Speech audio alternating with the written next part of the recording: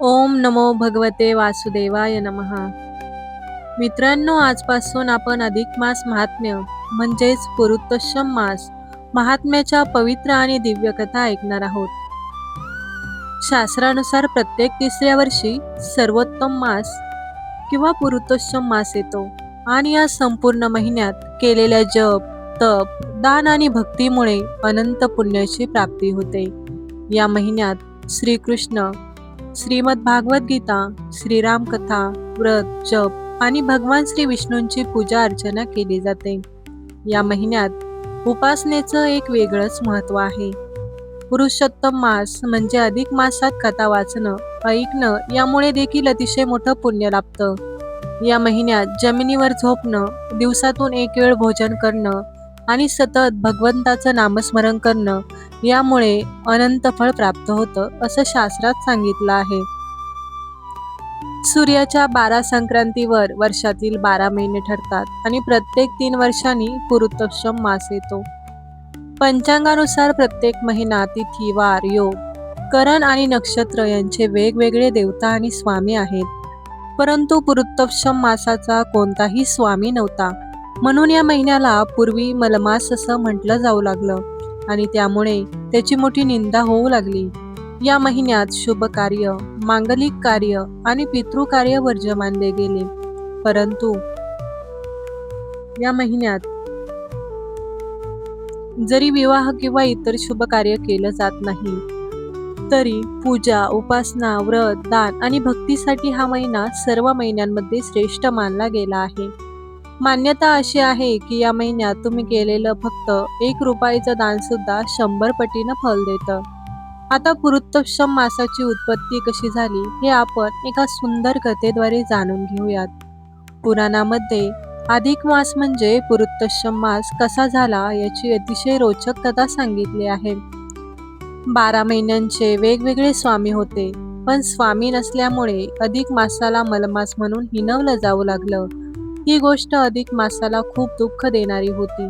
दुःखी होऊन तो श्रीहरींजवळ गेला आणि आपली व्यथा सांगू लागला. भक्तवत्सल श्रीहरी त्याला घेऊन गोलोकात गेले, जिथे भगवान श्रीकृष्ण विराजमान होते. करुणेचा सागर असलेल्या भगवान श्रीकृष्णांनी अधिक मासाचं दुःख ऐकलं आणि त्याला वरदान दिलं. आजपासून मी तुझा स्वामी आहे. माझे सर्व दिव्य गुण तुझ्यामध्ये प्रविष्ट होतील. मी पुरुषोत्तम या नावाने प्रसिद्ध आहे आणि आजपासून तुलाही हेच नाव देत आहे. आता तू मलमास नसून पुरुषोत्तम मास म्हणून ओळखला जाशील. म्हणूनच भक्तांनो, पुरुषोत्तम मासाला कधीही मलमास म्हणू नये.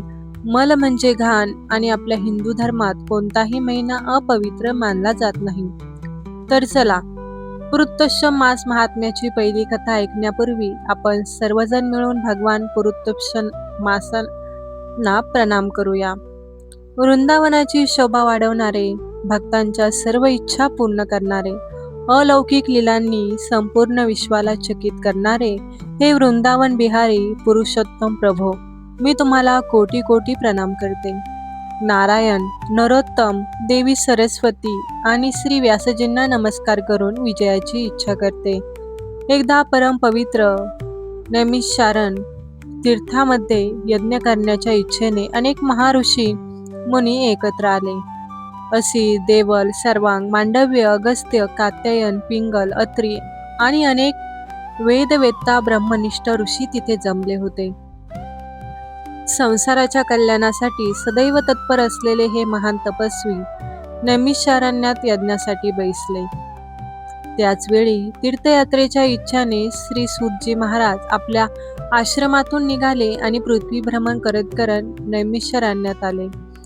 संसार सागरातून तारून नेणाऱ्या त्या महान ऋषींना नमस्कार करण्यासाठी प्रसन्नचित सूतजी त्यांच्या समोर जाऊन उभे राहिले. झाडाच्या सालांचे वस्त्र धारण केलेले, शांत, तेजस्वी आणि परमार्थ जाणणारे, रामनामाच्या मुद्रेने विभूषित, तुळशीमाळ धारण केलेले, भगवंताच्या मंत्रांचा जप करणारे असे सूतजी महाराज पाहून सर्व ऋषी तात्काळ उभे राहिले. सर्वांनी प्रेमाने त्यांना स्वागत केलं. हे सूतजी, आपण भाग्यवान आहात. भगवान व्यासजींच्या वचनांचा गूढ अर्थ आपण जाणता. आपण सुखरूप आहात ना? आज अनेक दिवसांनी आपण या वनात आलात. कृपया आम्हाला संसार सागरातून तारून नेणारी, शुभफळ देणारी कथा सांगा.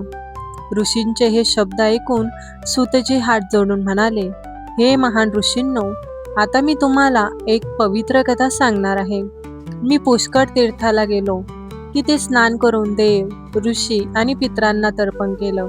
यानंतर यमुनेच्या तीरावर गेलो.